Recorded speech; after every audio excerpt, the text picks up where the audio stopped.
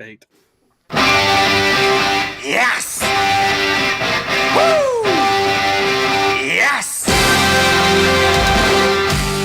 Ladies and gentlemen, buckle in, because today we've got something special in store for you. The grandest spectacle, the greatest show of all, Johnny Bang Bang Show. Here's your host, Robert Gifford. That's right, it's me. I am the one and only. Ladies and gentlemen, Johnny Bang Bang is the game. Robert Gifford is my name. To my right, the man, the myth, the legend, Grant the Mark Clark, a.k.a. Sonny Bantuski. In that bobbing head there in the middle, as always, is hailing from Indiana Brown, a.k.a. Fluff McGee. How we doing, buddy? How's everybody doing? Don't ever say I'm from Indiana again, please. Illinois. He's from Illinois. Nah, who's your country? This isn't who's your country. Yeah, he's from my. Oh, you're from Missouri? Yeah, Missouri. He's from Missouri. Oh, we Missouri? do. We No, must, I'm not from Missouri. We must know each other really well if I don't know where the hell you're actually from. We're all from the Midwest. Illinois. We boys. Illinois. We boys. We've been Them boys. boys. Almost Hey, a year. man, big show for you guys this week. We didn't have a pay-per-view, so it probably won't take as long as last week, but we definitely got a lot of wrestling as usual to talk about. What I love about this show is that we're not just going to talk about, all of the wrestling storylines and what's taking place and just kind of summarize and give our thoughts on it. We go a little bit deeper. We talk, big picture, kind of existential where wrestling is at. Everybody's kind of perspective. If you're just joining in, which it looks like we already have people messaging us here, Fuzz 10, is that you? No. Oh, sweet. Yo, Gifford. Oh, they know me. What's up? Anyways, we just go deeper. That's what we do. So lots to talk about. And I think before we talk, how was everybody's week? Hill, how was your week? My week has been great. Officially certified as a teacher. Woo. Finally got my certification. But they gave me the wrong one. So need to work on that this week. Yeah, they need to fix that. And by the way, just want to make sure, okay, JBB comes at you guys, and we are here for the kids, right? We are here for the kids. We want to make sure that nobody is offended by anything that we say. And I just want you to know, I did not have sex with that young intern. Anyways, It just looked like we just smacked Hale in the face too. Yeah, it did. He's in the middle.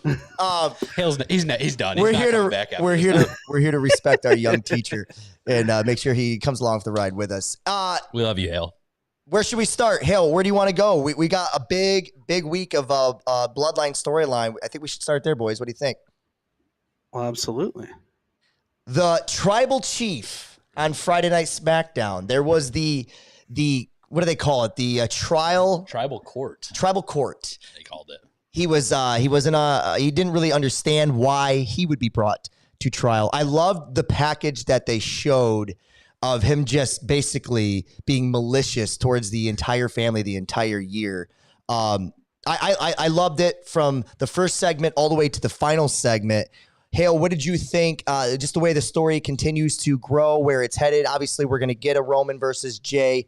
They beat the holy hell out of Jimmy, sent him away in an ambulance. That way Jay could kind of get his moment and his solo love. What did you think, Hale? What was your thoughts? Right. I mean, the Bloodline, like you said, is the best thing on WWE TV week in, week out. It's the thing that everybody tunes in on. It's like, I assume that it's going to be the main talking point for us moving forward, like every week. I think with this, I think the direction that they need to go is to Jay. Like, absolutely. I kind of wonder if, because in the back of our minds, at least the thing that I'm thinking of is that WWE is still leading for Cody to take over, right? Next WrestleMania, Cody's the guy. That's the slotted prediction. Is that though, or is that just more where the fans want it to go? Because I got to be honest with you, I feel like I'm the minority here that says that even though finish the story means that he wins not just a title, it's the WWE title, the one that's, so traditional and so valued after. to me, think that finishing the story would be fine if he beat a Seth Rollins. I think he's had his shot at Roman. I think the whole thing is that Dusty never was seen as the guy or one of the guys to be good enough to hold title or, the main belt. What are your thoughts on that? I mean, because I don't think he needs, I think if Cody beats a Seth Rollins at WrestleMania, in my eyes, he's finished the story. And I think that would be better suited for him. Yeah. Because I think we both agree that if he beats a Roman Reigns to finish the story at WrestleMania, which I don't think the natural progression of the story anymore has anything to do with Cody Rhodes, right? Right. That was the thing I was going to mention here is that I look at the story and I look week in, week out how the story is going. And at the back of my mind, I'm still thinking, I'm like, oh, yeah, a couple of months ago, I think we were all thinking that the story was going to end with Cody, and it just never did. And now I don't think that's not even like really a thought for me. Like, that was something like I thought about like after watching SmackDown, but is that still the case? Are they still pushing for that? Are they going to go somewhere else? I don't know. It just seems. I don't know what the ending's going to be. Is essentially what I'm trying to say. And I think so often as fans, we especially wrestling fans, we get critical of what the ending is long before we get there, and we tend to not enjoy the ride, which I definitely think we're enjoying the ride. Right. And listen, I'm not saying it's a bad thing that I don't know what the ending is. It's one of those things where it's like, I don't know what's going to happen. Like, it's not necessarily a bad thing. Well, before Grant, I had to talk him off from getting the American flag tattooed on his neck because I know he's a big Cody guy. I want to ask this question. Am I alone in the thought that Cody Rhodes, I don't need to see him fight Roman for him to finish the story and feel good about it? Do you feel like the story has to conclude with Cody beating Roman for that belt? I mean, they've built it up that's what it has to be at that point. It almost seems like if he say he beats Rollins at Mania, it almost lessens it. But like you said, he's been out of the story since Mania. Since he lost. Like, why? I don't personally, I don't want him in there. I don't want him anymore. Oh, you don't want him anymore. That's interesting. I honestly I want that title to stay in this bloodline feud for then, because you still have Jay, Jimmy, Solo, because at some point we all know that's going to happen where he turns. So you have those. I don't need Cody. I don't want Cody in it, but I think in WWE standard, they built that finish the story, and that's the only way. Yeah, I'm not 100% sure how you get back there, but like, I mean, we still haven't had SummerSlam yet. We still got a long ways to go before we get to March of next year or April of next year. Hale, do you think, because guys, this bloodline story started when Cody was smashing thrones in a different company, proving that company can thrive. I mean, this story had nothing to do with him. So the finish of the story is his own separate thing. Yeah. And to me, that story is not, I don't know how it got attached to the bloodline story as if they're somehow simpatico. In my eyes, they're not. The finish of the story just means he's got to win championship gold. And unfortunately, or maybe fortunately, WWE has 2 belts where they didn't have that during Dusty's day, or maybe Dusty would have been a guy that would have won a second belt. Still the same thing. He's the guy they want to push, and he's not the fan favorite. And that's a problem. Yeah. So here's my question: who should take it off Roman? Who's the guy? Who's the believable guy that's going to take it off Roman eventually? Solo. You think it's Solo? I mean, look at that. If you look how I understand, thinking he's not that big of a name in storyline. Look at who's the only person that Roman's, when things go back to the match at Money in the Bank, the looks at, when Roman couldn't get the pin, Solo was giving him. That's where I'm going with it.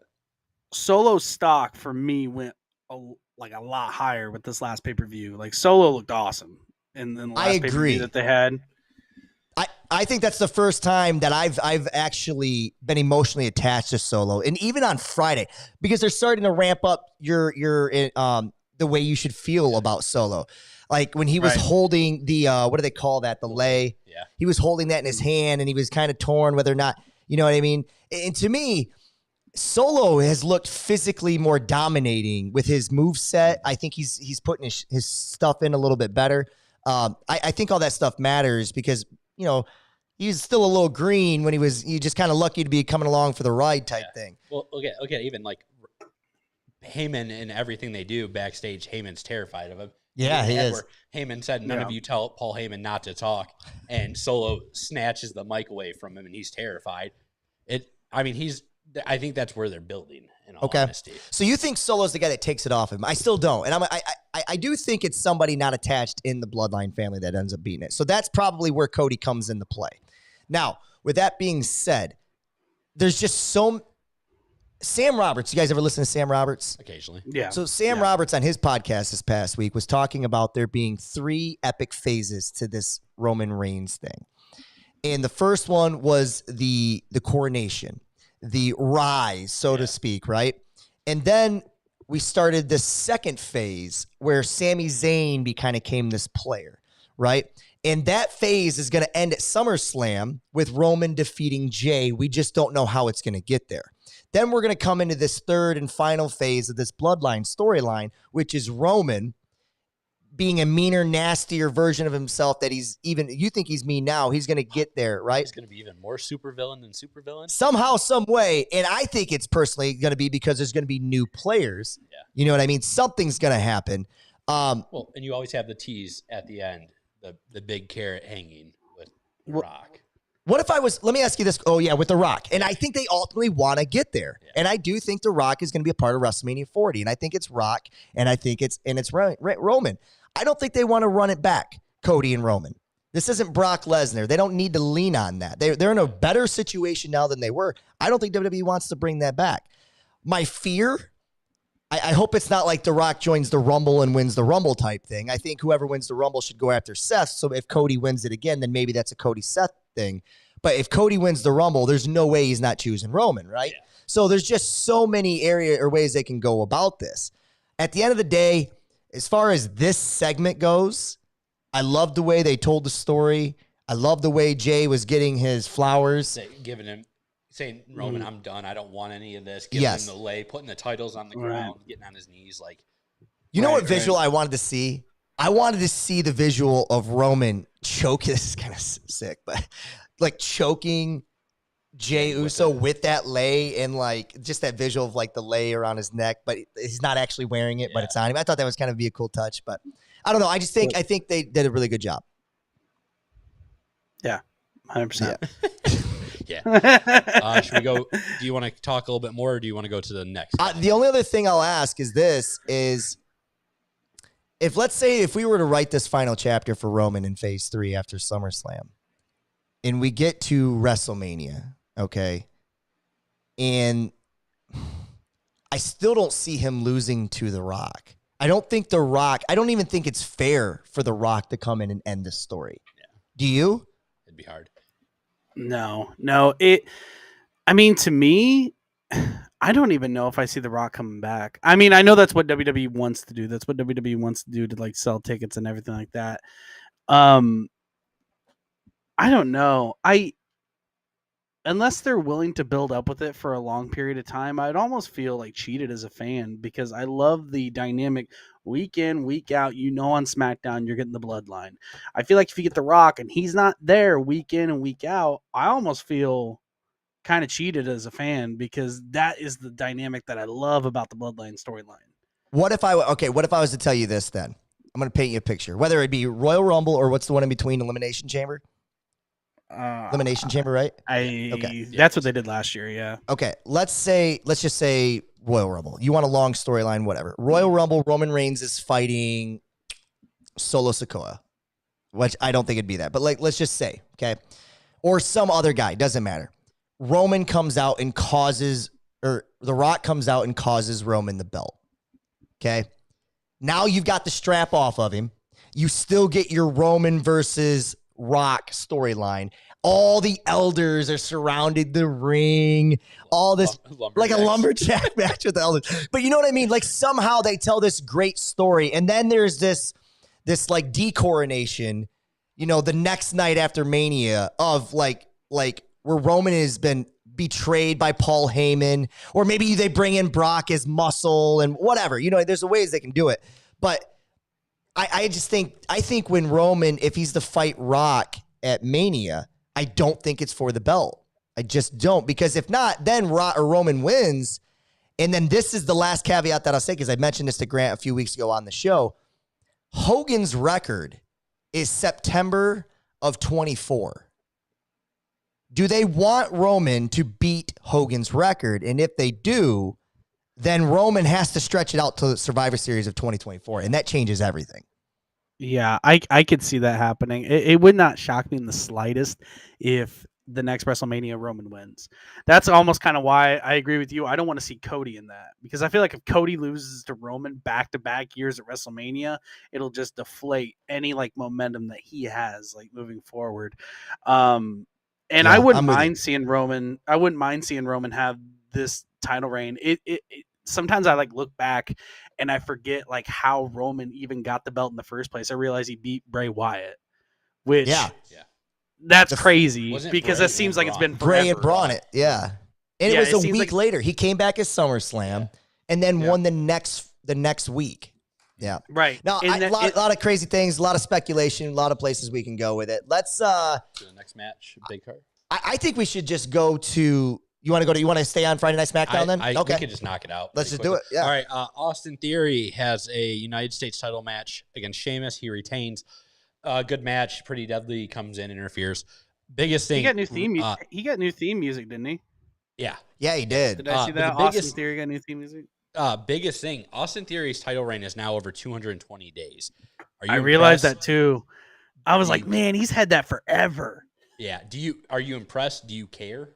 I do. No, You don't? I don't do. I don't either. no. You don't care. No, I- 'cause- You don't think he's done a good job with this title reign? no, I think look at where Gunther's at with the IC Yeah. title, making that like matter anymore. I don't care about the USA Championship. To Well, to me, Okay, I mean, I'm not looking at the United States Championship on the same level as the Intercontinental Championship, but I do think it's. See, I was just gonna say that WWE feels like they're in a place right now where literally every champion in the men's realm feels like there's credibility attached to it. See, the one thing I bring up why I don't care much right now is, isn't it the last two pay-per-views he hasn't even defended it on the show, yeah, and he made a huge thing about it. it's been too, something like that. I it's- just a lot of times That's a I big forget deal. I forget he's the United States champion. Like I'm not sure I'll sometimes like I think forget like that. who's the United States champion? I'm like, oh yeah, it's Austin Theory. Like he's been. You United guys States really forget Like, that. Yes, He's had a big Yeah. year. he has a big year, but He's been winning. He's had a bit. I do think he's had a big year, but I think a lot of the stuff that he's had like big has not been necessarily associated with his United States Championship matches. John Cena. I mainly see that as him versus John Cena feud. I don't, But nothing to do with the acknowledge belt is what you're saying. Yeah. I don't acknowledge it with the belt. John Cena's above the United States Championship. No, I agree. essentially. I mean, He's legend status. so are we at the point with Austin Theory where, or not even that, are we at the point with the United States Championship where the only time we remember it being relevant was when John Cena carried it for the Open Challenge? Yeah. And if that's the case, so Yeah, I then my gotta question then think. becomes, should AEW and WWE just get rid of these belts like the All Atlantic? Don't, because Orange Cassidy has defended that. Well, what made is that. the yeah? So is that their IC title, or is it the FTW belt, or is No, it? the FTW the belt's TV not, belt? The Like- FTW is not even. They don't even recognize that as, even though they have. Yeah. No, I know they don't, but like the TNT title. the TNT title. yeah. that could go away because And they the- just pass that back and forth. Yeah, the TNT title has been. But booked Austin Theory's had terribly, for so- 200 and some days. But he never. He's It's- never defended. That's your biggest yeah. point. I'm with you yeah, there. If Okay. it was defended more, It- I would be like, yeah, So I'm Yeah. all right. So I'm going to ask this question a different way then. So you don't care about the reign, yeah. but do you think Austin Theory is stock in Austin Theory as a? He went from a low card to he's definitely mid card, right? Yeah. And he could be a bad heel that could fight for the main. We wouldn't want him to win it, but he would be a believable villain to fight Seth Rollins for the championship belt. Yes or no? Yeah. His stock has risen. I So think how it's- does his stock rise, but yet his? No, I think his stock I- was on the up when he got it, and now it's just flat. It's just Maybe, Plateau. maybe it's Still. just me. Maybe it's me. I still don't see him as a main player. Like I just still don't. Like he and is the big picture, no, I agree with you. But for a one-off at like in, I don't know, October, you don't see Seth Like- Rollins fighting him. like for a pay per view. Yeah, No, for a I B just- pay per view. I just don't see him as being that big. I just Okay. don't see him as being like that credible of a threat. It's Okay. again, I think it's just mainly been how he's been booked. And who's the like the biggest baddest opponent he's beaten for the U.S. title? John Cena. Yeah. John Cena. I mean, that's not Okay. even, you can't even question that. Outside of it, it's Lashley. No, and then outside that is Bobby Lashley, which I is nowhere to completely be found. forget. I completely forget him and John Cena's feud was for the belt. Yeah. Like, because it's one of those things. John Cena comes back, and like, I think the United States Championship just kind of takes a back seat to, oh, John Cena's come back in wrestling again, and then it's like a lot of times I just forget the United States belt is like attached to it. Just he needs to let him defend it on TV more, put it on the pay-per-view and Right. make it relevant. Let's go on because I think we'll all have something to talk about this. So AJ Styles versus Karrion Kross, and Karrion Kross loses again. Why? Not just loses. The match took less than 2 minutes. Why is he? What They're doing my boy dirty. They did They're doing my boy dirty. Look at this. What- This is top Who tier wants to Karrion talk on Kross. this? Who's got understanding of why this is the case? I thought Karrion Kross was a Triple H guy. He is.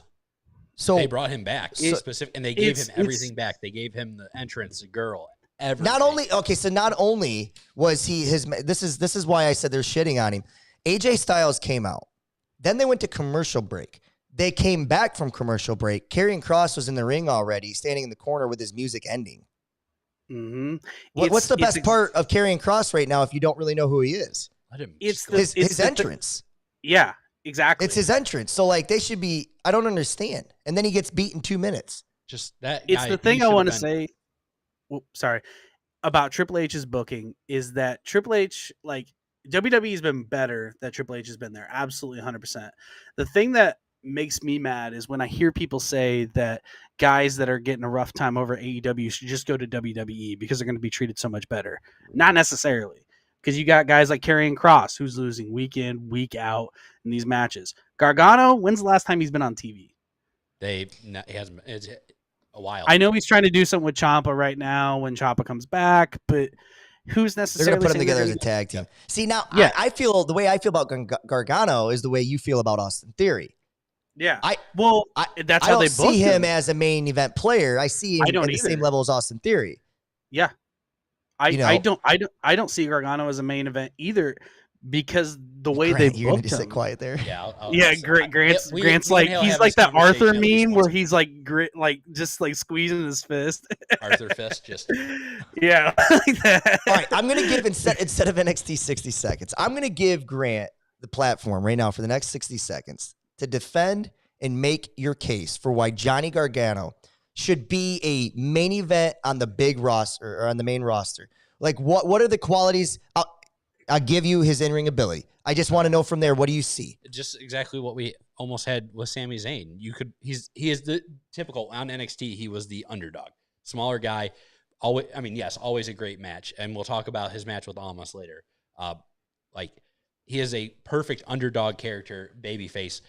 I mean, his heel work was all right. I liked it. I know. I think he's a natural babyface. He's a natural babyface. Yep. You could put him on there and have those matches where he's going up against your Roman, your Brock. I'm not saying he should be the main guy ever. He doesn't have to have the belt, but he should be one of your top tier baby faces going towards the belt. Yeah, he'll probably lose, but let him have the chance. You put an Intercontinental Championship on him.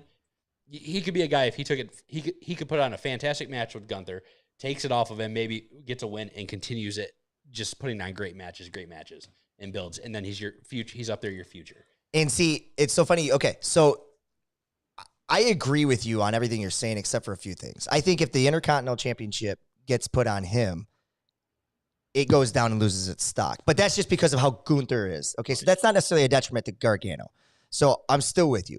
The biggest issue I see is like guys like Gargano, when you're swimming in the field right now with like the Roman Reigns, and I know these guys are on a different level right now, but even like a Seth Rollins right now, there's tiers to this thing, right? And Gargano's got to be built and pushed the right way. I agree with you still.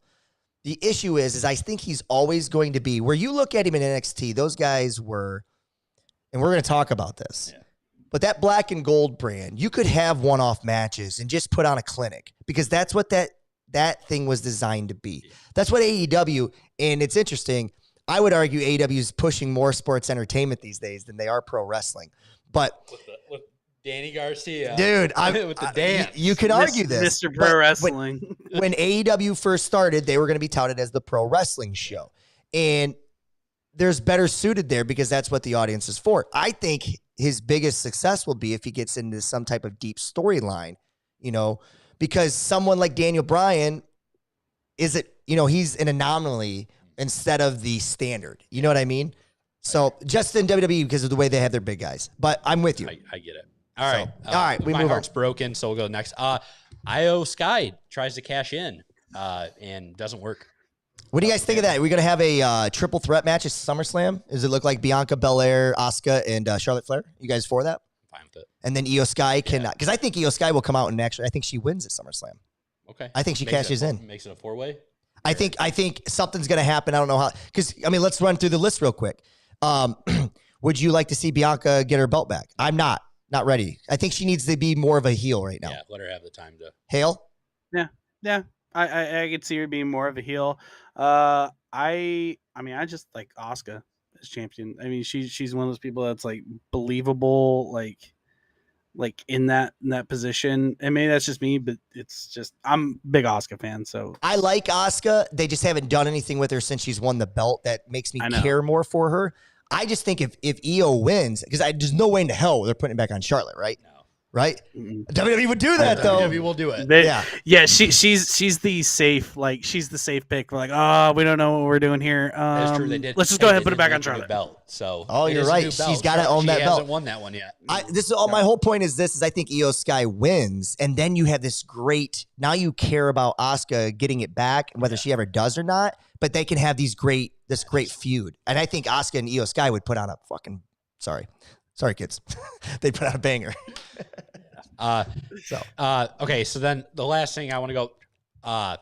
So we have the Grayson Waller show, or Grayson Waller effect, whatever they're calling it, and he's talking to Edge, talking about Edge retiring. Edge says no, leads to a match, and fantastic match. This is the debut match of Grayson Waller on TV, and at the end, Edge wins, but Edge gets the mic and says, "You swam."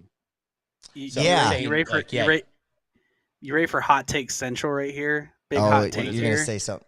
I'll give you the floor. I think Grayson Waller has the potential to be a bigger star than Austin Theory ever will. Oh yeah, I agree. I agree 100%. Okay. Hot take central. That might be a hot take. That might be a little too hot. But hey, listen. That's mild, baby. That was mild. That's a mild take. I'm burning up. That's your face when I said it though, you're like, I'm gonna say something though because I can feel there's some Grayson Waller fans here. I'm gonna shit on that guy right now. Hey, listen. Listen. I think he's being handed a lot of things and it's okay, but he don't project on the mic. He's too monotone. He don't project and get any emotion. I think his in-ring wrestling gear is the worst. Needs to go. You don't like seeing a man wrestle on basketball shorts? His moveset is slow. I like it, but he's slow at doing it. It's kind of like when Baron Corbin slides out of the ring, hits the turnbuckle, and slides back in. Cool in theory. I love that move. Be faster at doing it. He looks so slow. It's like it's supposed to be quick as a cat, and he's not. If we go to SummerSlam in Detroit and Grayson Waller has a little segment and I hear that theme song go, I'm losing. Dude, I'm booing the crap out of him. I am like in my stock. Like who do I think is better? Like Austin Theory's here, Grayson Waller's here. I love Grayson Waller. I will say this. I think he's got potential, and I think he will get there. I think he's got a lot of work to do, and I think Austin Theory, which if I was picking out of what was the faction with during COVID. With the Austin Theory, I liked him with Zelina Vega and Andrade. I know. I just always call them Zelina's boys. Zelina's boys. I forget the name of them, but I thought he was the last one. I thought was going to get pushed because I thought the guy that hands out the roses. Angel Garza. I thought, dude, I was like, this is your next Eddie Guerrero, dude. This guy's awesome, and nothing happened with him. So, but I do think Austin Theory's came a long way. I think Grayson Waller will probably be. You'll probably be right. He'll come a long way too. He just needs to get biggest reason I put this on there. I like kind of the veteran giving good the match, rub. giving the rub to a newer guy because we had the whole thing with Cena at the pay-per-view in London. But that was just kind of a verbal, and then he took the attitude adjustment. This is kind of showing who he is and just building him up to a crowd that might not know him well. And I think they're doing a really good job with the effect and stuff. I just can he be rubbed anymore? I mean, holy crap, he's been rubbed by Edge, been rubbed by John Cena. We got Stone Cold out here. Don't So go. his like flipping like unprettier. I didn't watch Oh, him in yeah. NXT. Was that like his finisher in NXT? Like That he does that, and then he does like an elbow drop, and it's like called the Hardaway. It's like Yeah, I he love does that. between No, the he legs. called it. He said Kobe the other day. Hey, Hey, whatever. It Respect. probably is Love called the Hardaway, but he was like Kobe. I love it. I love Alright, it. should we- I love the jumping like unprettier. That was a nice move. Yeah, that's nice. Should we go to? And he does the stunner too, where he jumps through the rope. Yeah, I rolls seen into it. A stunner. I see. All right, let's go to Monday Night Raw because I think that's another big topic. We're getting Brock and Cody again. Yeah, we knew that. Yeah, we knew. Did anybody not know that? Ooh. Are you booing that? I mean, I said, I think that's said, the next. woo. The story is he's got to get the shit beat out of him until he can get Rise, and they're Yeah. 1-1. This is the rubber Yeah. match. the rubber match. And hey, I Brock sold very well. Oh, dude, he always sells, Yeah. right? That was awesome. I just feuds with Brock anymore. I just need to see him there week in and week out. Like it's and maybe I'm spoiled with Bloodline storyline where it's just week in and week out. Like it's new But dynamics. Roman's not everything there like week in that. and week out. But like the Bloodline stuff takes place like week in and week out, at least like for the Yeah, most I mean- part. Well, we'll have Cody cut a promo, and we'll see Brock in about 3 weeks or Yeah. 2 weeks. But Come back for something. And when you have an attract, see, this is the thing. Yeah, I mean, Brock, it'd be nice for everybody to be a part of their storylines every week, but like Yeah, Brock's an attraction, man. And He is. No- and he's come a long ways from he used to be part-time only. And he Yeah. definitely is much more. oh yeah, oh yeah. Would we agree with that? Because there was a time where he was there and we wouldn't see him at all. The worst part was he was champion during that time as well. You're right. We'd never even see the belt. So Maybe, I maybe like that just what he left a is sour now. taste in my mouth. But like it's just the Brock storylines. It's just I don't know. It just seems the same. It's just big guy comes Well, in, hey, like how much you bet takes Cody's over. Next, how much you bet Cody's next feud against Omos? Ooh. God, don't say that. Put Don't- the belt on him and Ooh. go shoot him to the moon. Don't All say right. that. Oh man. Anybody else have anything about Cody and Brock? I mean, it's happening at SummerSlam. We're gonna get. I guess the question's going to be not Cody Brock, but who's Seth Rollins fighting at SummerSlam? Who's it going to be? Is it going to be Finn Balor? Is it going to be? I mean, who's his? Is it, Dum. Dominant. Ki- Dom. nobody wants to see that. I want to see. I it. do. I do. You don't want to boo Dominic? I want to boo Dom, but I want Seth Rollins in a banger of a match. He's not going to get that from Dom. Maybe if I'd rather him fight Rhea. I could see. I just Judgment Day like Finn and Dom in there versus Seth, like a triple threat. yeah. That, And that I'd could be fun. for that. Or- I'd be or- for that. or- in the Judgment Day. Or Damian and Finn. Finn versus Seth, and then Damian comes in halfway through the match, and then just makes it a triple threat. Yeah. I guess. Okay, I'm for that too. Either way, though, I don't want Damian to successfully cash in and win, though. Not yet. Not at least not on Seth yet. He's been doing a good job of defending this. You know what I mean? Like, I don't See, think they want to and get that off of him They won't- anytime they soon. won't- This- they won't this- have this him is cash in until the bloodline or until the Judgment Day that Yeah. implodes. Yeah, I agree. This is something that I've talked to Grant about before, though, is that the Money in the Bank cash in used to be like back when we first started watching wrestling as this thing that builds up younger talent, like the young up and coming talent that's never won a title. It's boom, you cash the Money in the Bank, it gives you an easy opportunity to become that big star. And you see guys like CM Punk, Edge, guys like that, like take that next step in their career. Del Rio. I want to see that again. And I feel like it just hasn't happened. Is that true though? Because the With- first ever one was at WrestleMania 21, and Edge won the first Money in the Bank, Yeah. And then he and cashed Edge was it in. already a big star by then. But he won that was his first title, world title, right, Grant? I think so. Yeah, this is his first world. Yeah, that was his first world title. But he But, was okay, he but if was that a becomes big the case, star. then does it become really predictable? I mean, I'm with you. I like the Hey, idea of hey, you never that's know why now. this Money in the Bank But- was awesome because they were but- all young, up and coming guys. Right. What's Damian Right. Priest ain't that? This is what I was gonna say. The last couple Money in the Banks, I haven't seen that. You've had Brock win and cash it in, which it's Brock. I mean, he's already the star. Otis Yeah, but didn't Austin get anything Theory? from it. Austin Theory cashed it in for the U.S. Yeah, Championship. yeah, he cashed no, in I'm for the with you. US But I'm title. saying, It's see, actually, if somebody said the percentages is actually lower that the cash in is successful. Now probably. But now, yeah, because last couple ones just haven't. But do we want it to be? Do you really want it to be predictable? I just the don't idea know. of not knowing. But my thing is, when's the last time that a young superstars had the young, like kind of like a mid card, like on the cusp of being like the main event guy, gone in, won the Money in the Bank, became that big main event star? It's been a while since that's happened. Okay, become a big main event star. I'm with you there. Yeah. And I think the Money in the Bank, I think that was one of the great things when it first started, was that it gives the guys that like shortcut into becoming that big star. And I just feel like it hasn't been used like that in a long time. I think Damian Priest I think it's good that he won it. I think it works for him. Because I don't look at him as a main eventer yet. I think he's on the cusp. I think that what you just explained is perfect. Is like perfectly explaining who Damian Priest is. And I think it was way too early for LA Knight. Yeah. Yeah. That's the great thing about Money in the Bank, is you don't have to cash it in for a year. This is the time where you could start building up that guy, putting him some bigger name feuds, everything like that. I could see, which is why it's too early for Priest to win at SummerSlam. You agree, right? Right. Yeah, to cash in. I think it's like a little early. I just want a successful cash in. That's what I'm hoping for. I think that's needed. Do the triple threat idea I just told you, and then have at the end of the match. So Dom and Finn fight it, but Seth wins, and he comes right at the last minute, and something happens, Judgment Day. He goes to do the cash in, and something prevents him. Like, run that for a while. I'm with that. Either that or Jon Stewart. Oh.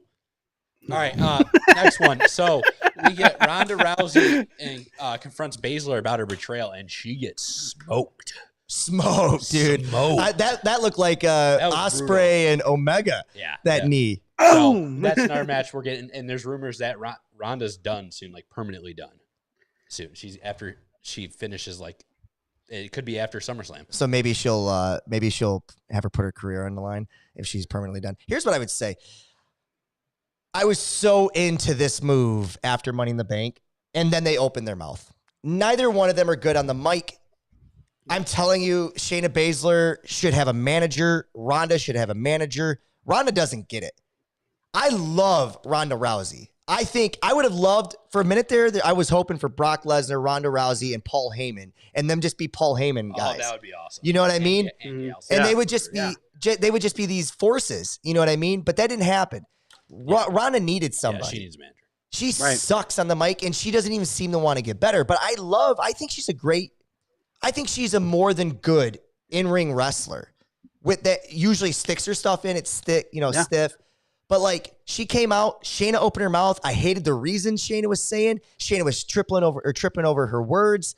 Yeah. Already, I'm taken out of the match. I want to watch it just because I want to see them fight. But like, they don't need to speak no more. Right. It's the same thing with Baszler. She is awesome in the ring. I remember watching her in the women's what was it, Mae Young Elimination Classic Chamber? back then? No, like back when she first came in. Grant, was it Mae Young Classic? Yeah. She put on some like awesome matches, like really good matches.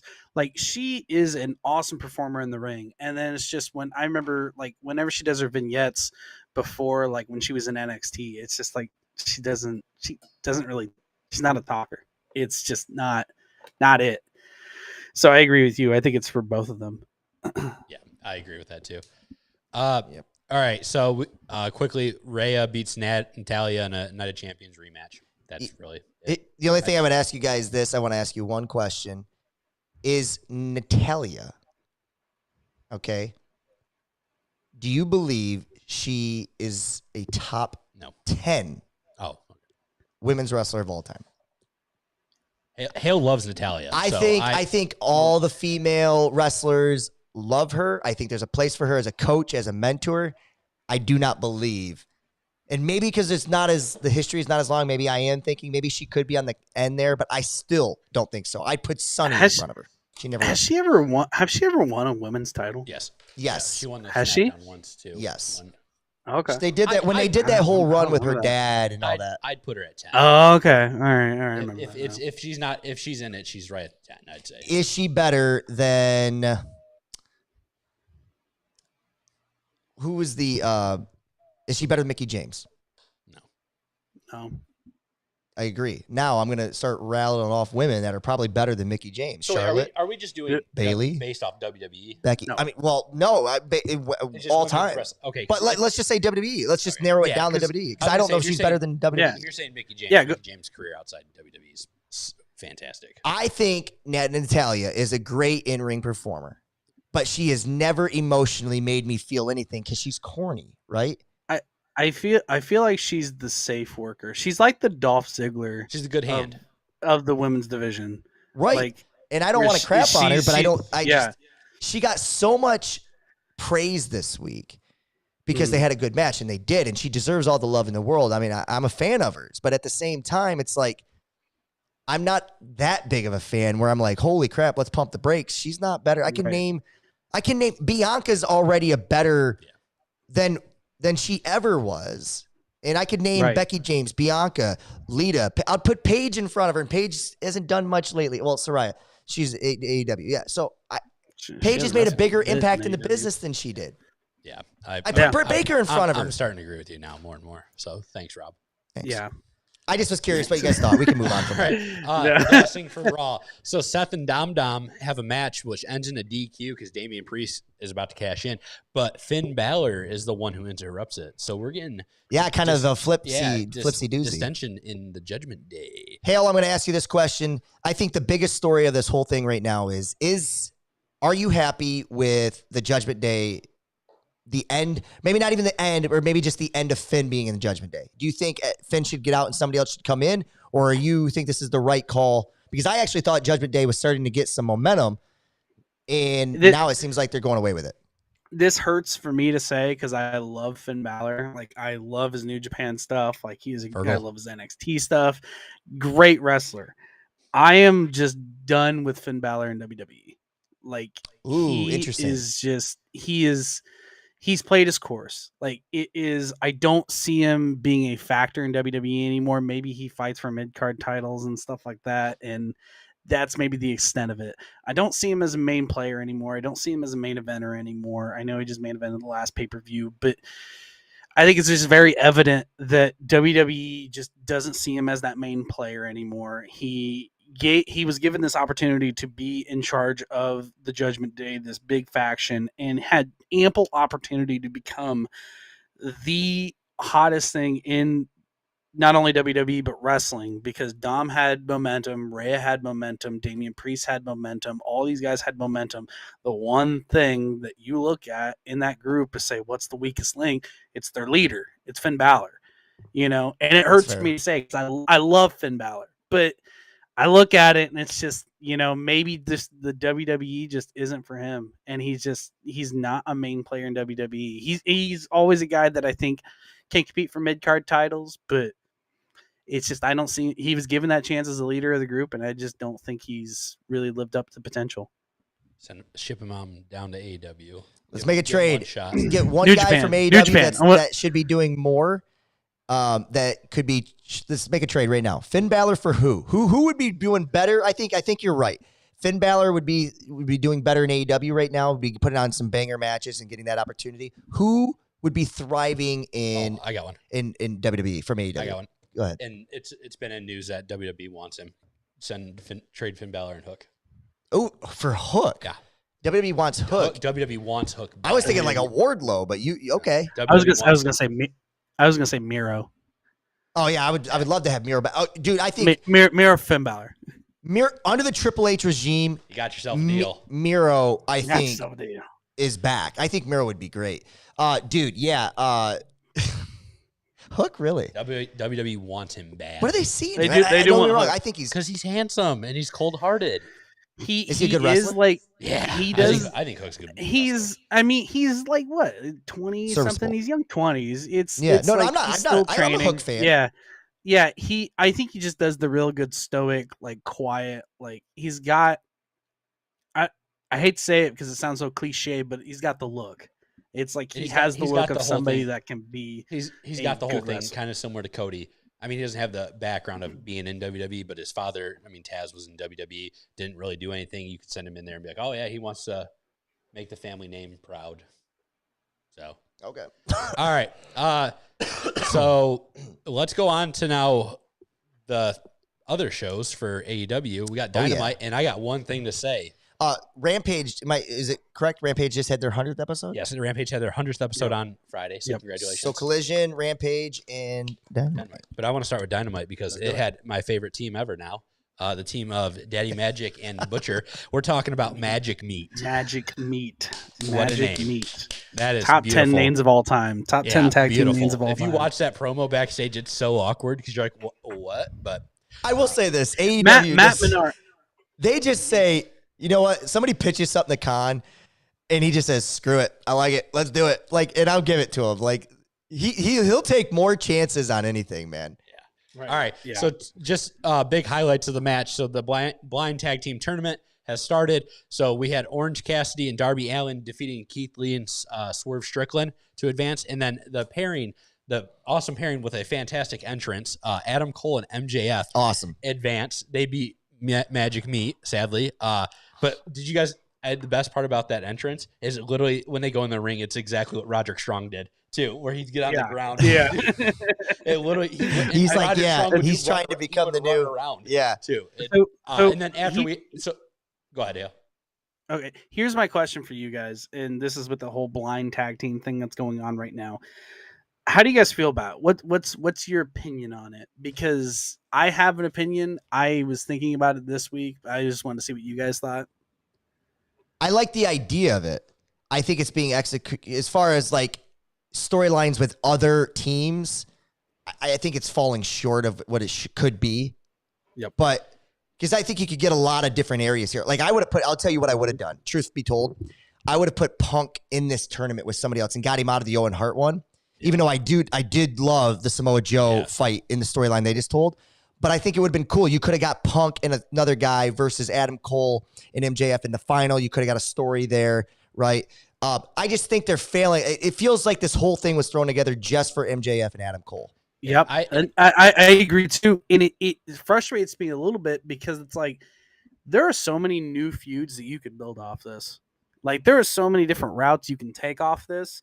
And it's like for me, I get Keith Lee and Swerve Strickland, who have been feuding for like forever. 2-3 months, and it's just been off and on. I still remember when they started and Rick Ross came out and brought a cinder block in the ring. Oh my god, that was so stupid. It's frustrating to me. It's like you can make so many good feuds with this, and this is such a great opportunity, but instead we're getting Jericho Appreciation Society, Sammy and Daniel Garcia, and Orange Cassidy, and I just think you can do so much more with it. That's something that I had a problem with is you're toting, it's a random draw. Like we got Matt Hardy and Jeff Jarrett. Like that's awesome for me. I actually like that one. We have JAS. Yeah. Why? How did that happen? Yeah. Why do we have Sammy Guevara in that? I understand. Yeah, Swerve and Keith Lee are in a feud. They were a former tag team too. So it's like okay, but I don't know. Or it's like we need a tag team to job out to Hangman and MJF. Let's just take two lower card guys who just aren't doing anything. Sorry, Magic Mike. Give him a great name. You just ain't doing it. You just ain't doing it. No, yeah, I'm with you. I think I love the idea of it. I think it's really cool, especially because this is a gimmicky thing, right? Yeah. AEW relies a lot on gimmicky things because they don't have as many pay-per-views to come up. So they got to kind of swerve your attention for a while, which is why we thought we were getting MJF and Adam Cole, and we still might. But like, what happens if the fans who tend to love this dynamic right now, what if they call an audible and MJF and Adam Cole become like friends? You know what I mean? I would be for that. It'd be something different. Well, Rob, they're going to be friends after the shenanigans at the end of it. You think so? Yeah, singing Happy Birthday and then, shoving. No, they're going to be friends, but I'm saying we all thought it was going to lead to like an MJF Cole at Wembley. Yeah. I don't know that we're going to get there in time. Yeah. Maybe we will, maybe we won't. I don't know. It might be one of those things that MJF betrays him at some point, but isn't that the story they always tell? MJF befriends these guys and then turns on them. No. Isn't that kind of? Are we growing tired of that? Or are we fine with it? If they can just have fun moments, I guess I'm fine with it for now. Because I don't want the I love because MJF is by far my favorite at AEW. Yeah. And I just think, God, I would love to see him, I think he's must-watch TV. I really do. I think he's the must-watch. I think everything he touches is gold. That segment with him lifting with Adam Cole, and they both said Shivani at the same time, and it's cool. I like it. Yeah. But the problem is that he's the bad guy, and they're out there chanting Adam Cole to what was he trying to get him to do in that match?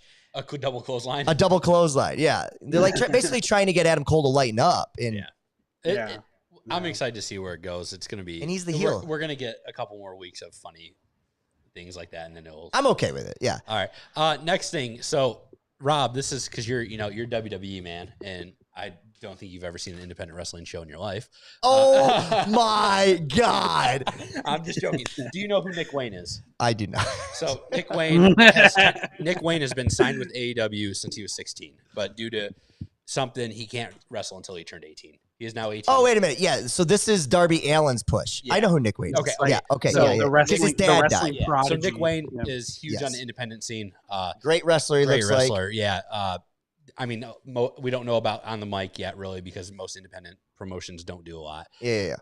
But Nick Wayne, I mean, I'd say he's a high flyer, but he will have his first match here in a couple weeks against Swerve Strickland, who, if you go back and watch any highlights, they have matches on independent scene. They are fantastic. Really? So this is probably one of the perfect people to have him go up against. Yeah, because he knows him well. Yeah. They'll probably repeat one of their stories that they've told in a different organization. So if anybody talks about goes AEW over? not having long-term booking, this kid's been waiting to wrestle for 2 years. All right. I don't know if they booked it. Yeah, I don't think they booked it. I think they just kind of waited. Hey, sorry, your birthday's in 2 years. You can't wrestle for 2 years. Okay. We won't talk about you until a month before you come in. Yeah. No, Who I think wins? that's awesome. And actually, his story really is moving. And I think Darby Allin is the perfect guy to kind of champion that story and kind of keep him going around the way. So I'm with you. So get ready. You're going to be in for a show. Let's do it. Anything from you, Hale, about Nick Wayne? Who goes over? Oh, Nick Wayne. Swerve. Yeah, actually. Rick Ross. He's going to go over. I think you could put Nick Wayne over. It wouldn't matter because I don't think Swerve is. Yeah, I know he's your dude, but yeah. All right. He's not really. So, quick things go over. So they have a segment. Don Callis wants Jericho to join up with him. Don Callis is a true heel. Yeah. People hate him. Yeah. I hate the guy. Yeah. I think somehow this show has become a lot about him. Yeah. So they want and Jericho says maybe, which then leads to a backstage thing with Sammy and Daniel Garcia being like, "You're just gonna leave us? Like you're breaking up the JS?" He said, "I said maybe. It's no. It's not a yes. It's not a no. We'll see how it goes." So there's the whole thing that there's some Canadian boys. Canadian boys. Grant, make your dream Don Callis stable with 4 guys. One of them has to include Takeshita. Oh man, Takeshita. Dream Don Callis stable. I would put Kenny Omega in it then.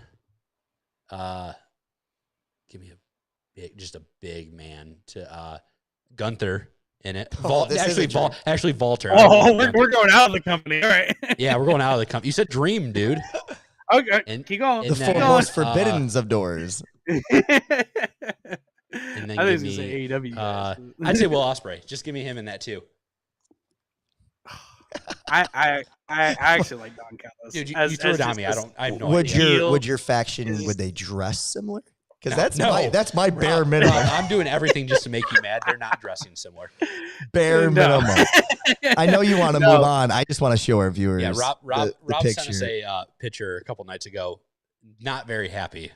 If anybody's out there listening right now, somebody please make sense of what the hell this is. So while Rob finds up, Hale, are you okay with? Do you want Jericho to join Don Callis? Oh no, I'm focused on this picture right now. Beautiful.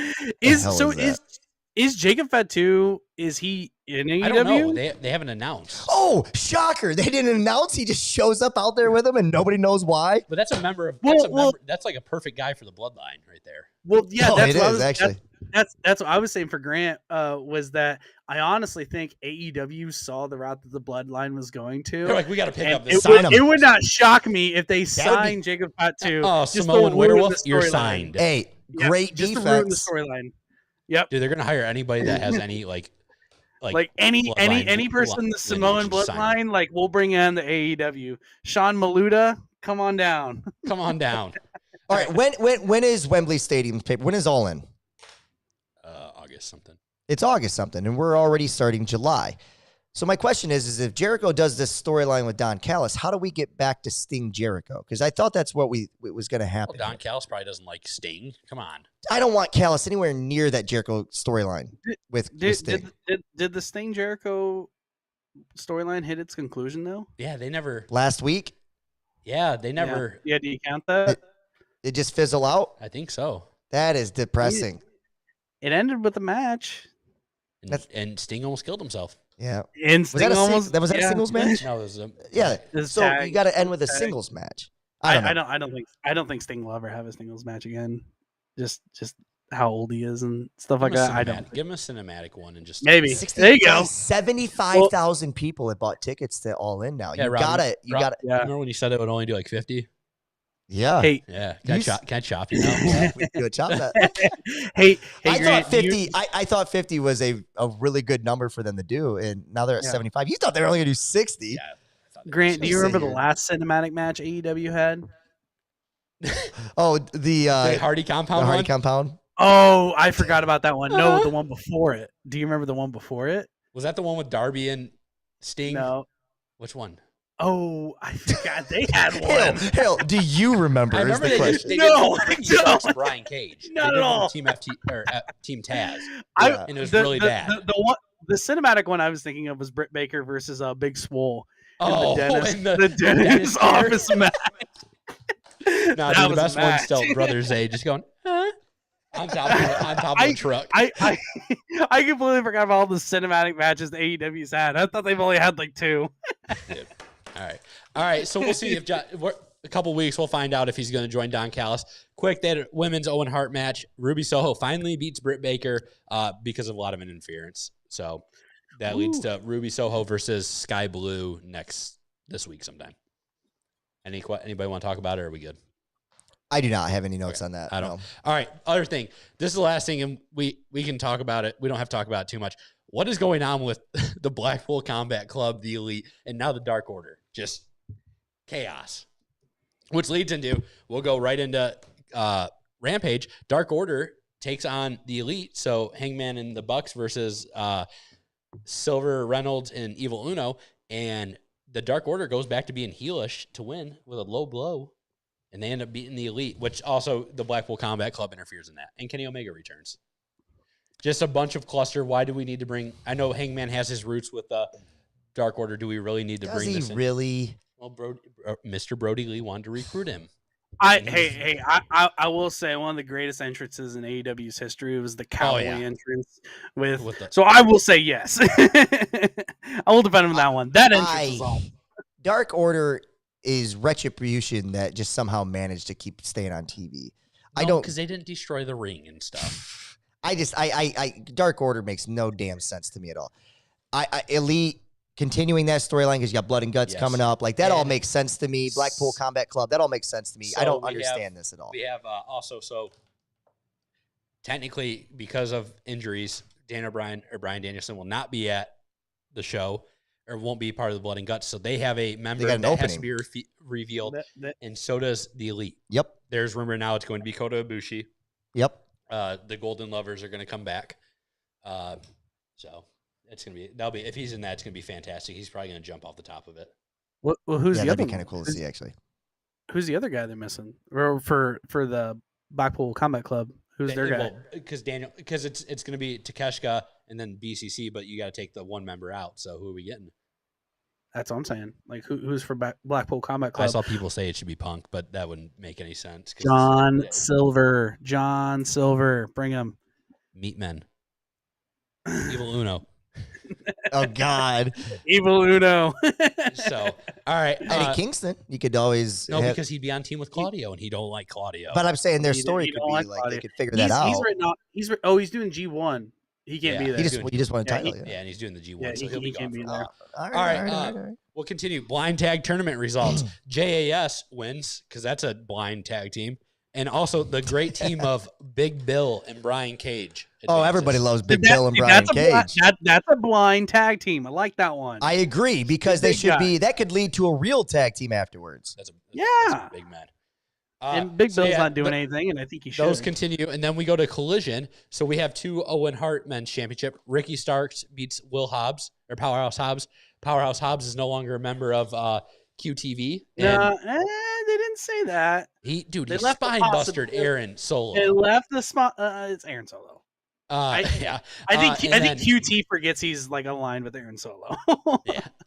And then, so then the other thing is CM Punk finally, after many years, finally beat Samoa Joe to advance.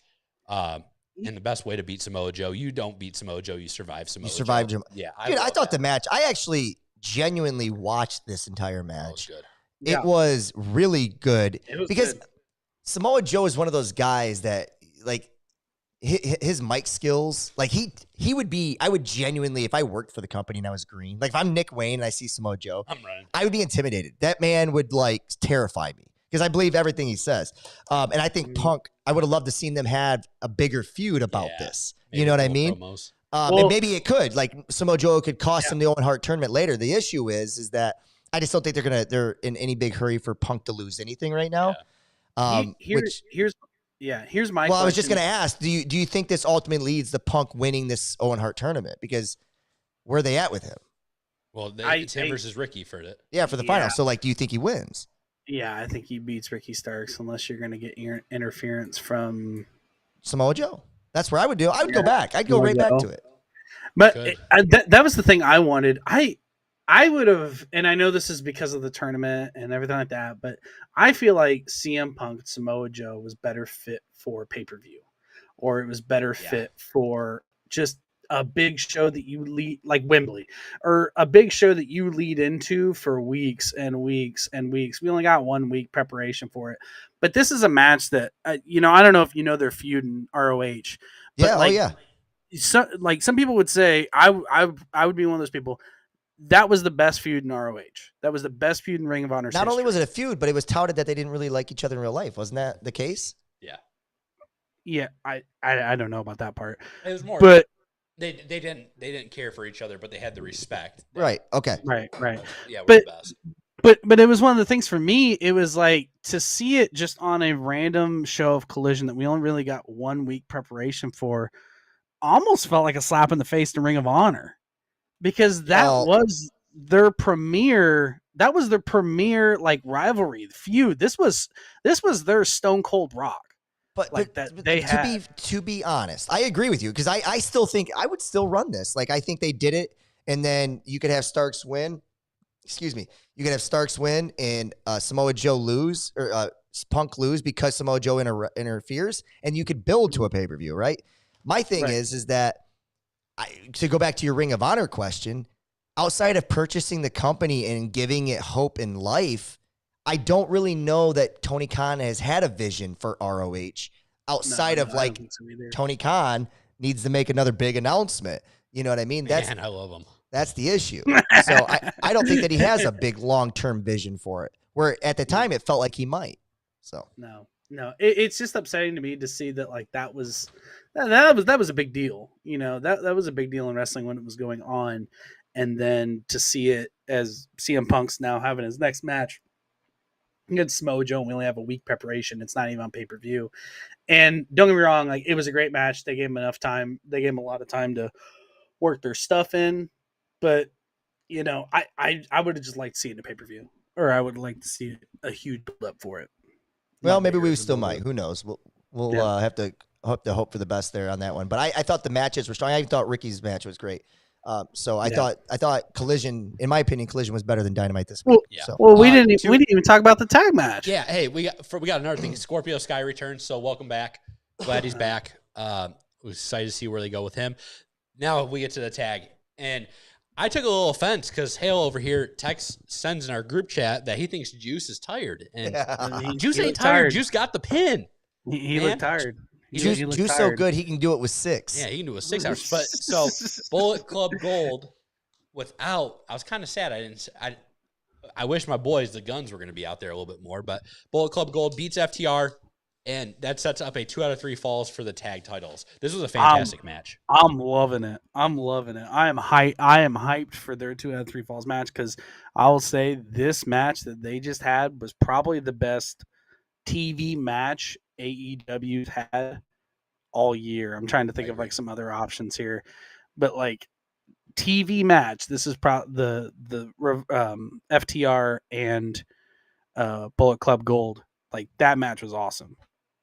Gift, did you watch that? I did not see that one. No.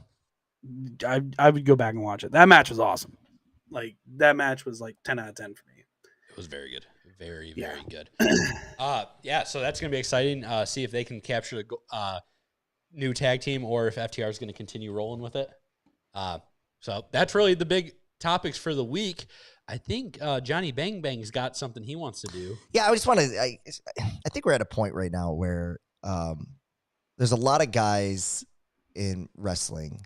You know, if you include every show, period. There's wrestling's in a healthy state as far as like talent, whether or not they're getting pushed the way they should, or the creative is getting behind them, or the story, or maybe they're not maybe developed the way we want them to be. But there's a lot of guys out there, right? LA Knight's another one. He's getting older in age.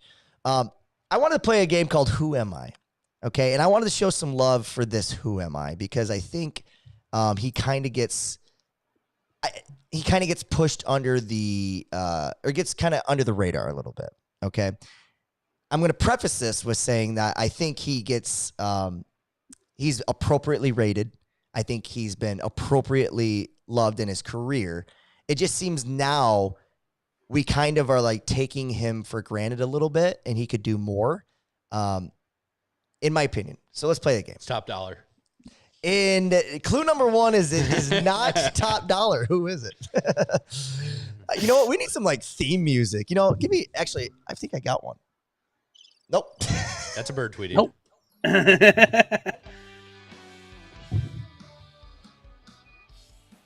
Anyways, who am I? Ladies and gentlemen, your first clue is this.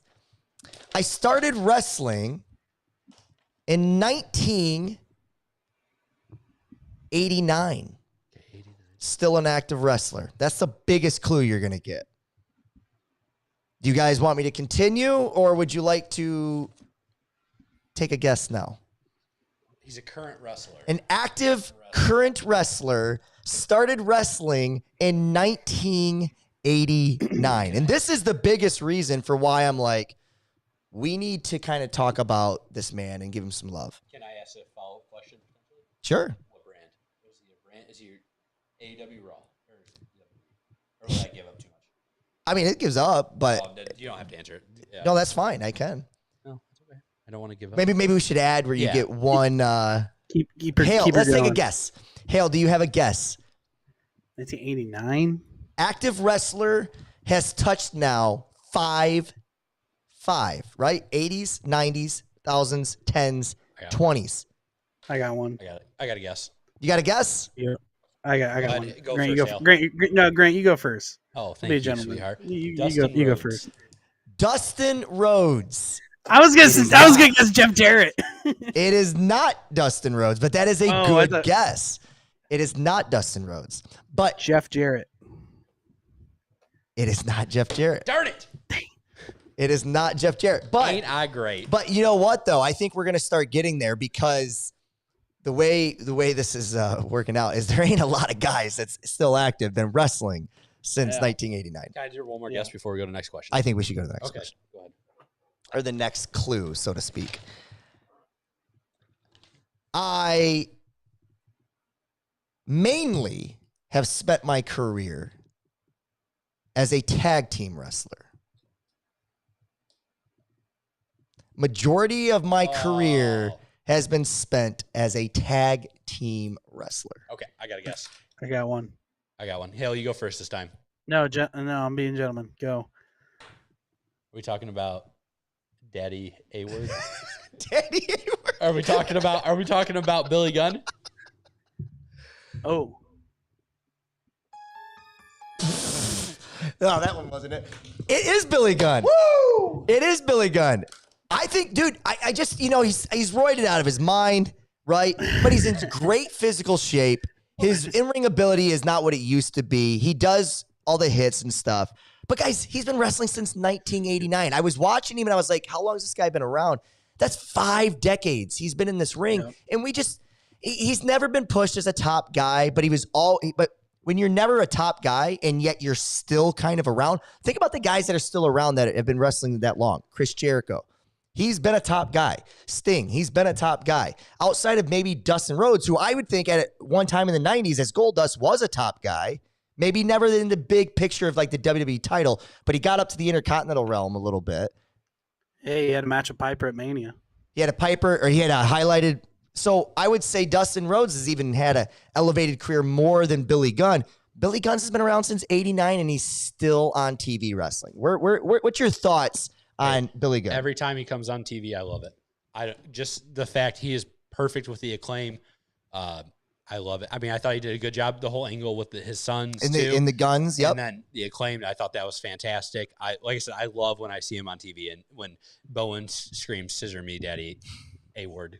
And just to see how much fun he's having. And I think, yeah, and I know probably Hale's going to be like, no, that sounds stupid. I don't want that. I would have loved, I know Road Dogg would not leave WWE. He won't leave WWE. But if he could be an AEW with him and just have them do a little bit, they can kind of do what they want, New Age Outlaws, I think that would be so much fun. Yeah, and I think WWE, Road Dogg is more behind the scenes and loves that, right? Yeah. Where Billy Gunn, I think, wants to keep wrestling. He wants to keep doing that. Right. And WWE definitely was not going to give him that spotlight. So, Hale, what's your thoughts on Billy Gunn just in general? I mean, Billy Gunn's one of the more underappreciated guys, I think, in the business. I think we get lost in wrestling how everybody just needs to be a top guy. I think there are some times where you just have guys that, you have your top guys, you have your middle, you have your your good middle hands. of the pack guys. Yeah, your good hands. Then you have your lower card guys. It's just everything. I think that most of the things that Billy Gunn has done,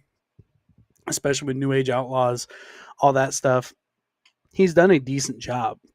And I think the most impressive part is that he's been able to keep everything together. Like you said, maybe roided out of his mind, but I mean, he still is in good shape. He still, puts everything together to where he can still wrestle at the age where he's at. And I think that's impressive nonetheless. And it was something I was also going to say too, with my guest earlier. And I've been a big hater of Jeff Jarrett. I did not like Jeff Jarrett in TNA days, but I will say it is impressive. Yeah, it is impressive to still see him go today and still see him go. I'll be honest with you. I watched him Matt Hardy's match the other day. He looked like better in the ring than Matt Hardy did. Matt Hardy's looking rough. Matt Hardy is looking rough. He's looking rough. Yeah. Believes another run with Jeff Jarrett as I can't like Jeff Jarrett because Jeff Jarrett likes Jeff Jarrett too much. That's always been my feeling on him, right? Yes. But with Billy Gunn, and you're right, I think we get too much in who's the main guy or big, the top card. I just meant it almost feels impossible for a guy to continue to be on TV wrestling in 2023 that wasn't a top guy. Because they're only going to, you know what I mean? They're only going to milk a top guy over 5 decades. You know what I mean? And it'd be hard for that. So for him to have maintained relevancy this long just goes to how good he is as a performer. And you're going to see him multiple times because I think that's, as things go down, the Acclaimed are trying to go after Blackpool Combat Club. Are trying to go after House of Black. So okay, we'll probably see him in some trios matches here soon. Well, thanks for entertaining my Who Am I, guys. Hey, I'm going to keep track of this too. Me and Hale can play a game out of it and see who wins. Okay. So who got it right this week? All right, 1-0. 1-0. All right. So now it's my turn for my little segment. We're going to do my NXT 60-second review. You can start the clock whenever you're ready, Rob. Give me 1 second. Can we at some point get a clock on the screen? We will. We got one right now. Yeah. Oh, we do? Yeah. Give me 1 second. Give me more than 1 second. Rob's I trying to just figure it I just want Grant to feel the pressure when he's like ticking down to like 10 seconds, and he's just rambling on stuff about how weird Zach Gibson looks without a beard. This way. We'll just do it this way. Take your shoes off if you hate Zach Gibson. Which, by the way, he does look weird without a beard. Oh, you know what? 60 seconds is the same thing as 1 minute. Yeah. I could have done this a lot faster. All right, let me know when All right. And the clock is running. All right, so 60 seconds. We have a vignette of Baron Corbin burning all of his old gimmicks, saying no more BS. So what are we going to get from Corbin now? I'm excited to see it because I thought his match against Carmelo Hayes was pretty darn good. And he is actually now full-time on NXT. Okay. Oh, he is. Yeah. Okay. Yeah. So, all those Raw people or main roster, they're now they're going to stay on NXT as full members. Okay, 35 right. seconds. Raw Underground is back, baby, but it's on NXT this time. We finally get to see Gable Stevenson Hale in some action, just throwing people around. So when are we going to get his debut? And last thing, they had the loser leaves NXT between the Cream Brothers and Schism. Schism wins, so the dyad, I think they're called, they win by a masked member attacking them. So Creeds are going to leave NXT. They're probably going to get brought up with Braun Breaker here in a couple weeks to the main roster. That is all. Good job, NXT. Keep it up. Woo! 5, 4, 3, 2, 1. Sorry, Hale. That's all the time we've got this week. No, I was waiting for Grant's clock. I was giving him all the time in the world. Grant, you did awesome. Thank you. I appreciate that effort. But I was gonna say I love the petty booking of Shawn Michaels to say that Schism, you wanted to leave last week. You did. Oh, guess what? We're gonna have a match. Loser leaves NXT, and you're gonna win. And you need to You're act staying. happy about it after. Love the pettiness. Yeah, I do too. All right. So last thing or anything else segment, talk about things that happened this week or since the last show. Big thing, Eddie Kingston has defeated Kenta to become the New Japan Strong Openweight Champion. Congratulations, Eddie Kingston. Very cried, in the ring after it. He did it for Homicide. Still hates Claudio, but he's going to partake in the G1 coming up. So Do you guys think I look a little like Eddie Kingston right now? no, not at all. Do you have the eyebrow? Did you cut your eyebrow? No, I don't. No. Do you hate Claudio as well? I love Claudio. Oh, then you're not Eddie Kingston. So good job, Eddie Kingston. So yeah, good job. All right. Then last thing we got to do. So if you guys listened last week, we had our rewatch / first watch of a First watch match. for me. Yeah, it was Rob's first watch. It was mine and Hale's rewatch, and it was of Johnny Gargano versus Andrade Almas, NXT TakeOver Philadelphia in 2018. Almas was the champion. Gargano was coming off his first big feud after the whole Ciampa kind of thing he had going on. Right. So go ahead. So I obviously rated this match as one of the greatest matches of all time, in my opinion. It was just, it was two guys in the ring that just had great chemistry. This was prime NXT, the black and gold brand. It was just two guys that were great wrestlers that could go in the ring, and they went into the ring. And the thing I love about it is it was not, I hate to sound like just a wrestling purist, but there was not really a whole lot of flips. It was two guys like going at it. The first about like 10, 15 minutes of the match was straight, grappling, like legit wrestling, where it actually felt like a big fight feel. Like Grant said throughout the match, I like the storyline because it talked about how Gargano, is just revisited by the past of Ciampa. There's nothing else that's really going on in his mind. And I think they played to that. The week before, I saw a vignette, was Gargano and Almas had a fight or had a match in the ring, and Zelina Vega threw a DIY shirt at Gargano during the match. Brooklyn. TakeOver Brooklyn. Oh, that was TakeOver Brooklyn? I thought it was in the NXT show. Because I know they had a match on NXT. They had a match. Yeah, they did. But the one where he threw the shirt was at Brooklyn. Okay. But anyway, this was just an awesome match, like up and down. Like I still remember like rewatching it. Like it's been a while since I've seen this match because I put the list together like 2020. Where did it fall on your list? Number 18. So on my list, it is number 18. 18th greatest match of all time. You are the new watcher of this. What do you think? What do you think of this? So, all right. So, do you want me to do mine? Just talk about it since I've seen it I have one thing to add. Oh yeah, go ahead. Yeah, I want yeah. to give you your spotlight as your first. Also, things that happen. Candice LeRae. So Zelina Vega gets involved. Oh, as she yeah. goes to manager a lot. Candice LeRae jumps the barricade and just starts attacking her, which is Johnny Gargano's wife. This match had that was huge. That was huge because that was when before she started wrestling. Yeah, like that was essentially like her debut. Yeah, and big spots throughout the match, especially on the apron a couple times. DDT on the apron was very nasty, but a lot of times I remember this match is for the end of the match. So after Ciampa's been gone for a while, and it's where WWE now you can't turn off a WWE thing until it ends. Yeah, because they're standing at the ring. Their crowd's giving Gargano his flowers because it's a good match, even though he lost. And Ciampa comes out of nowhere and smacks him with a crutch, which then leads to a whole nother story, and actually leads into Gargano has another match against Almas that Ciampa cost him, and Gargano has to leave NXT. Yeah. And then which leads to their match at TakeOver New Orleans, which is an unsanctioned match technically. Right. Which makes it, which people are saying, that's the greatest rivalry in NXT history. But this is kind of the start of it. That'd be an interesting list to put together. Yeah. NXT rivalries. Yeah. And then also, side note, I know a lot of people people have their thoughts on Meltzer. This is the first match Meltzer gave a 5-star since Punk Cena Money in the Bank. So, yeah. Side note, we'll come back to Meltzer. I want to finish up the show with him and your guys' thoughts on something. Go ahead. Real quick. Also forgot to mention a couple big like spots in the match. I know, like you said, Candice LeRae jumping out the barricade. I was also going to say the double knees that Almas does to the outside, and just the sound effect that he made like on the outside post, because that was when they had the LED. Or that they had the LED post at the time, just the sound effect that it made and the way Johnny Gargano sold it. It was like, that was such a great spot. In the show, I know we talked about it, Rob, earlier. This show, Mauro Ranallo on the call too, just makes it. And then also, side note, I know it's not the match. Go watch this pay-per-view to watch Adam Cole versus Aleister Black. Because that was the kind of match that put both of them on their star path. And as a chiropractor, there's a spot in this match that every time I watch it, I'm just like, oh, I remember that. I remember what you're talking about. That's all I want to say. I love this match. It's probably, personally, it's in my top 5 matches of all time. Top 5? Yeah. Wow. Gif, what'd you think?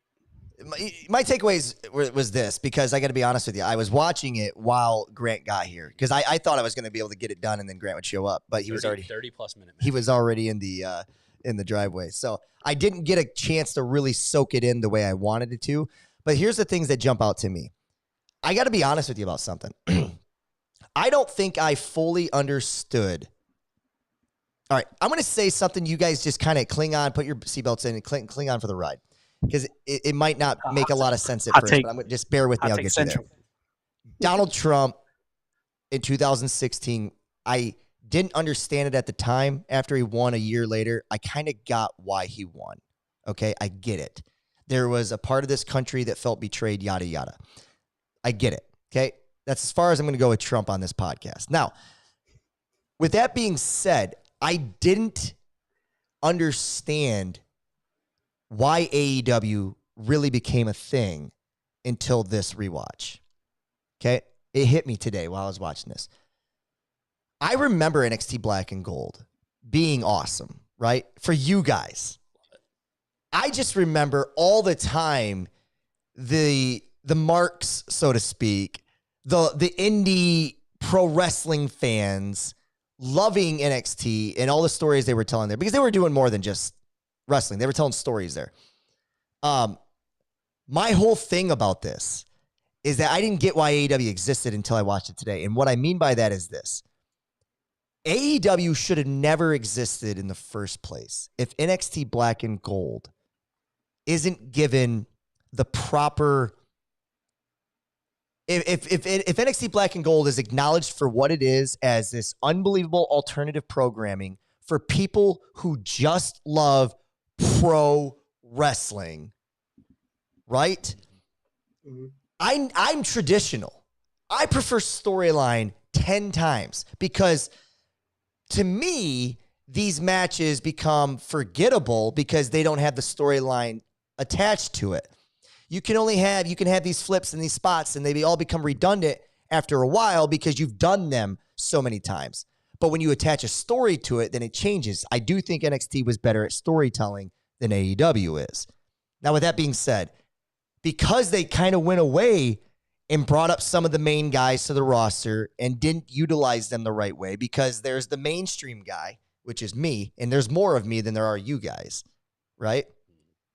We don't kind of get what some of these, we don't get the Garganos. We don't really get it. We get the one-offs, but we don't get Gargano versus Reigns. We don't understand how that makes sense. You know what I mean? And that still applies, because now to me, these fish are now in the, with sharks, where they were just there with fish before. But with that being said, when NXT Black and Gold was starting to get disrespected, and then you tap on all the other variables of the guys at the main roster not getting the push that they should be getting, like the Cody Rhodes and things of that nature, AEW becomes about, and you see the crowd element. The crowd element from AEW is just the crowd element at NXT. That's all it is. They just shifted, right? Mm-hmm. They just stopped believing in the WWE product and decided to go believe in a different product, and that's all it is. And AEW fans are crazy, wild. It's a fun freaking show all the time, and that's what NXT, that's what stood out the most to me, was just like, holy shit, this is just a match on a minor, like a development product, and they're going ape shit and buying into this. I get it now. I got it today. So I want to say thank you, Grant, for this education that you've given me. Thanks for sticking around for that. Yeah. This is definitely one of the big matches of the Black and Gold brand heyday, all that stuff. So what do you think? 100%. Do you think if, because wouldn't you agree? Well, maybe you wouldn't, because you guys have a different palette than me. But like the Seth Rollins, like that run, it was too early in the NXT Black and Gold for it to be what, I mean, because he was definitely revolutionary in helping it get to where it needed to be. The guys do you like that that really, time better, Black and Gold, or do you like the Black and Gold like 2017, 18? This Black and Gold, like Gargano, Yeah. Ciampa. Okay. So it just seems like every NXT they put out was just the talk of, it was the talk of the weekend. It always seemed like, for especially for me and Grant, what happened on NXT, that takeover overshadowed what happened on the main roster. And that would piss me off. Yeah. That would piss me off. But I got it, because I would leave those pay-per-views on Sunday going, why did that happen? What did this happen for? And then all the time NXT is getting this tout and this love, but then I'm like, why isn't it making more sense at the main roster? My thought a little bit too about it is that, like, when NXT with Rollins, when he was champion, and like with Big E, Bo Dallas, all this, they didn't have like the TV spot really. I mean, it was hard. It was hard to find NXT at that point. You had to like either watch it the next day on Hulu or find it online for the live showing. And then when they kind of got that where you could watch it more regularly, especially on the network, that's kind of when it started booming there too. And then they were bringing in the bigger names and. Yeah, NXT really started to hit its stride when you had guys like Sami Zayn, Kevin Owens, Finn Balor was in there, Baron Corbin was coming up. That was, I want to say, that was kind of when NXT got big. And this is where I do go back to where I defend the main product again. There is a different level of expectations from the main product, the main roster, than there is from the NXT roster, right?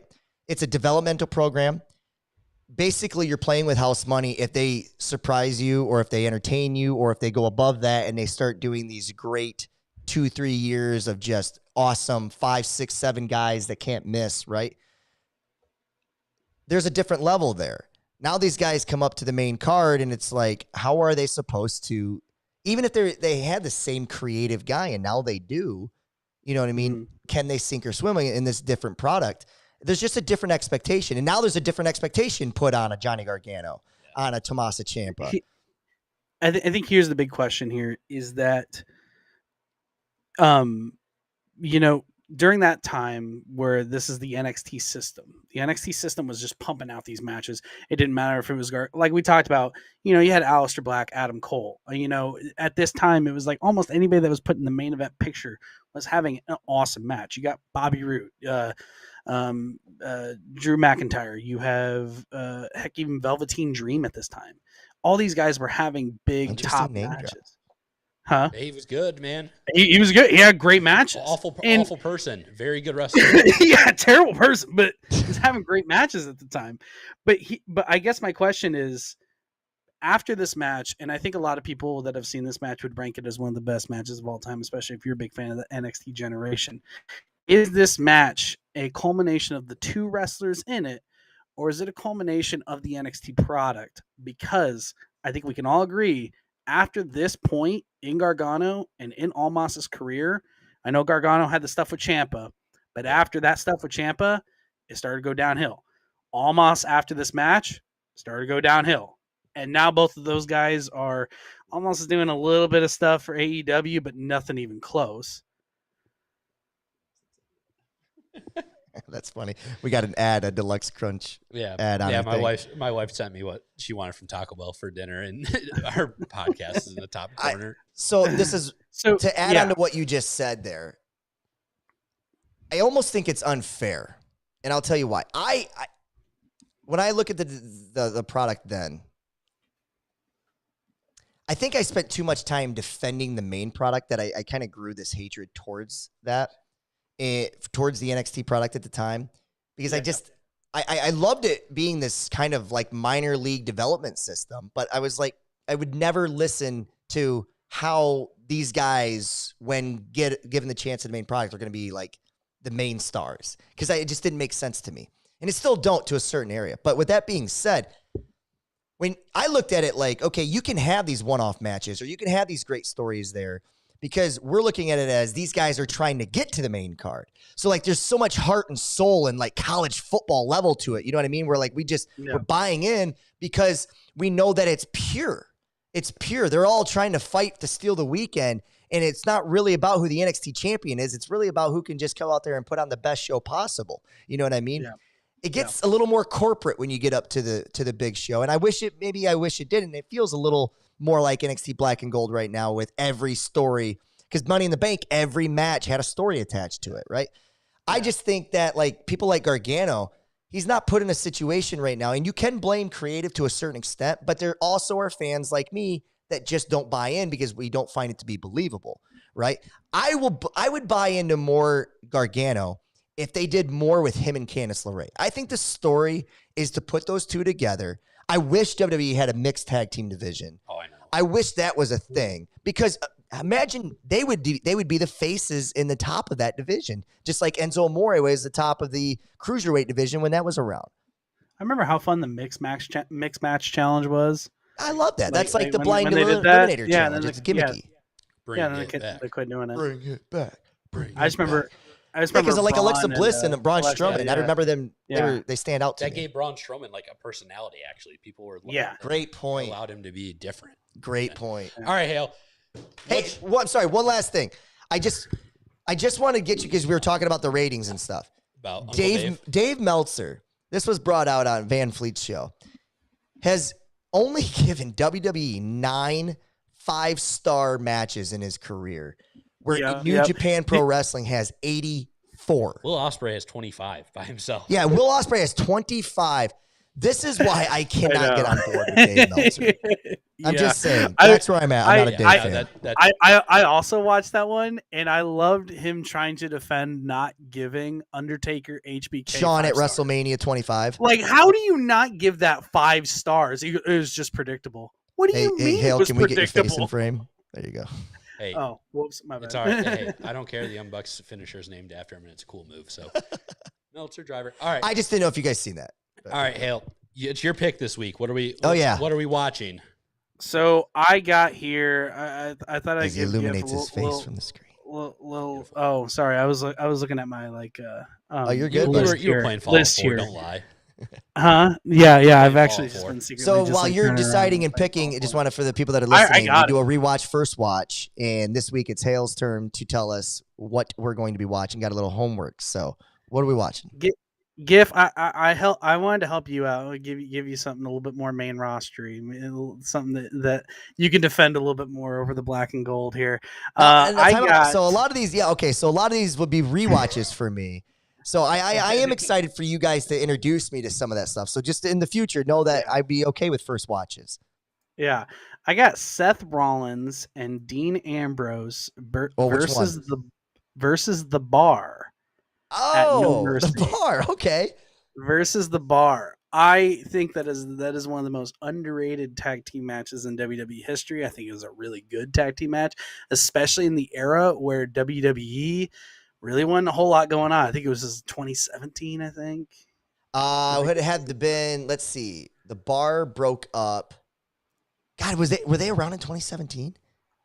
Man, I thought they were a year or so after that, but you might be right. 27, 2018. I can't remember. Where was this at? What was it? No What was Mercy. it, pay-per-view? No Mercy. Okay. No Mercy. know The is- Bar versus Seth Rollins and Dean Ambrose. All I can't remember I the don't year. know is we don't raise the bar. We are the bar. We are We the are the Bar. Bar. We are the Bar. Yeah, I'm excited. I do remember. I don't remember much about that one standing out to me, so I'm excited to kind of dive back into what I'm that not was. gonna lie. I I think think it's- that one. I don't remember much of it. But I so. know I've seen it. I 'Cause I watch you know everything. what? Pay-per-view. I'd have to double check. I'm not. No, I don't think it is because I was about to say I think it was the one where Cesaro busted his teeth in, but I think they fought the Hardys. I thought Okay. when he did that. I can't remember. I'd have to rewatch it too. This is a rewatch. I'm for me as excited. well. But I'm yeah, excited. So this is straight think up it is just one of the an more exhibition match. Is this for tag team titles? tag team titles. Tag Okay, team and who's the champions at the time? The Bar or Seth and Dean? I'd have to check on that as I don't well. know. I was just looking for a little Yeah, context. yeah. I'll find it though when we get Yeah. there. Yeah, no, man, I'm excited. And then I next do- week we'll start I rating do these remember- matches. Yeah. I will come up with a rating system next week. Kind of decide on that on how we're gonna rate these, I'm gonna be and then we'll tough. just create our own ratings. I'm do gonna be it. tough. So yeah, Seth and Dean are champs. Yeah, because I gotta be honest with you. Seth They and Dean give are Dave Meltzer gave MJF and Daniel Bryanson or Brian Danielson this year. He thought that was better than Taker, Sean. Give me a break. Oh hell! Crazy. Just so you know, this is Crazy. the one where he busts up his teeth. Is it okay? Yeah. All right, I was trying to remember. I'm like, I'm pretty sure this Dude, is the I one remember where watching that. That's Cesaro, hard. Dude, Cesaro hits the turnbuckle and his I remember, teeth don't yeah. come out. They bust I gotta up pull his like into teeth, his like- jaw. can't. Oh, it's I'm gonna it's miss gruesome. that moment. I I remember think it's that. just Yeah, Okay, it's just a so I'm product making a of note for four our good wrestlers. Our notes for next week: ask Rob about teeth. yeah, because this front one, guys, I took a shot put to it. This is a Oh. fake tooth. Uh, Yeah, so any of our fans and anybody that's listening, check it out. You guys can be a part of it. Get into the chat next week. First watch, rewatch. Let us know what it is for you. Let us know your thoughts. Let us know how you're going to rate it based on Hill's rating system next week. And by all means, don't be swearing in that mother. You know what I mean? Because be we got them kids kids. that are going to be watching Them here, kids, man. and we can't have school districts mad at us. So. Hale, so when you make your thing out, send it out so we can have a little time to work with it. Anything for the order, boys? Anything final say? I'll give you your 15-second promo. Hale, go ahead. Your goodbye. I'd like to say goodbye. Thank you for everybody that's watching. And Austin Theory is a worse version of Darren Waller. Thank you. That's it.